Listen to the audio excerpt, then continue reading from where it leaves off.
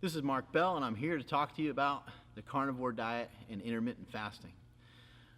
One of the big questions I get asked often is about protein. How much protein should I have while I'm on a carnivore diet? And how much protein should I have if I'm intermittent fasting? Some people sometimes are getting confused on how to even get in enough protein, especially with intermittent fasting. If you're a smaller person, I would suggest that you eat 3 times a day, and if you're a bigger person, I would suggest that you eat 1 or 2 times a day. How much protein you eat, I don't really know. I don't really count. I don't count calories. I don't count fat. I don't count protein. I don't count anything. Once upon a time, a very long ass time ago, I was a noob. And when I was a noob and when I was experimenting, I was messing around with stuff, I tried just about everything. I tried eating 200 grams of protein. I tried eating 300 grams of protein. I tried eating 400 grams of protein, and I've even experimented with eating 500 grams of protein for an extended period of time to kind of see what it would do for me. What I noticed is that with eating around 200 grams of protein and with eating 500 grams of protein, that there really wasn't much of a change. So it was really just like excess food, excess amount of extra protein that I probably didn't actually really need. But it didn't make me any fatter, it didn't make me any leaner, and it didn't necessarily make me any more jacked. So my suggestion to you is if you really want to, you can count it out, you can weigh it out, you can pay attention to it for a little while, and then that way you'll have an idea of about approximately how much protein you're eating. But as it's been said to me by Robb Wolf, the creator of the Paleo Solution, Robb Wolf said that our food shouldn't have any labels on it.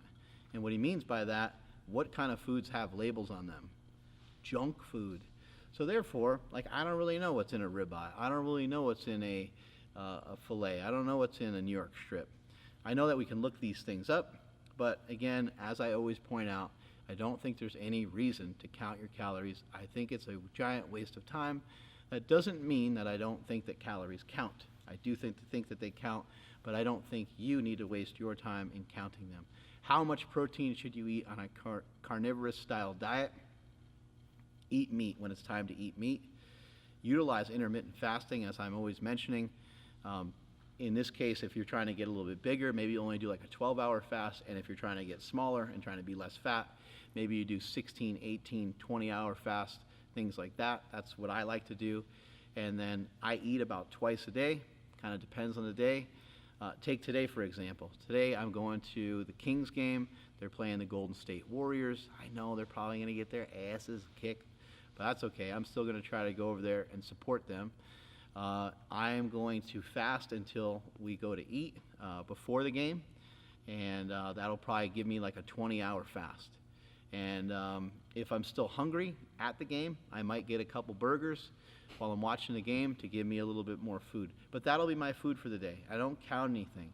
What I think is happening, and I think when you consume a lot of protein day in and day out, when you're protein focused the way that I've been since I was probably about 14 years old, when you're very protein focused, I don't think it matters how much protein you eat in a day.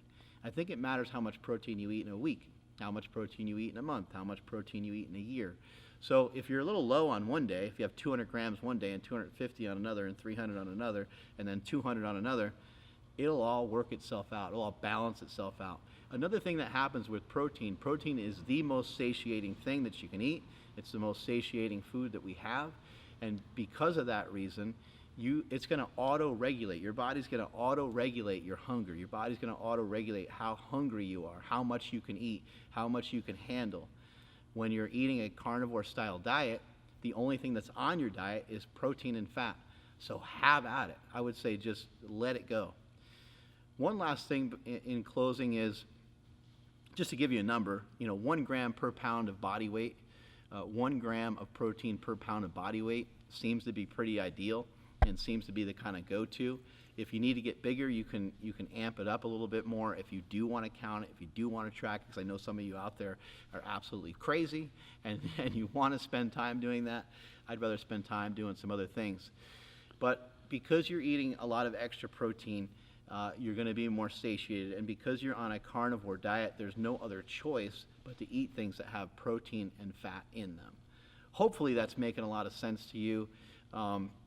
I've had so many testimonials of people sending me messages and people telling me in person, they're like, dude, when you talked about like not being hungry anymore, when you talked about not having cravings anymore, I thought you were completely full of shit. Now, I'm not going to guarantee you that your cravings go away forever, and I'm not going to guarantee you that your hunger goes away forever, but it will be way different than what you used to deal with. When I think back to when I was a big, fat, when I was 330 pounds, was I hungry when I was 330 pounds? Yes, I was still hungry then. So what's the difference of going through a little bit of hunger now to enjoy the benefits of intermittent fasting, and then knowing that on the other end of that fast awaits a giant steak for me every single time? So just eat when you're hungry, eat until you're full, eat protein, and eat fat, and everything will magically work out for itself. Strength is never weakness. Weakness is never strength. Catch you all later.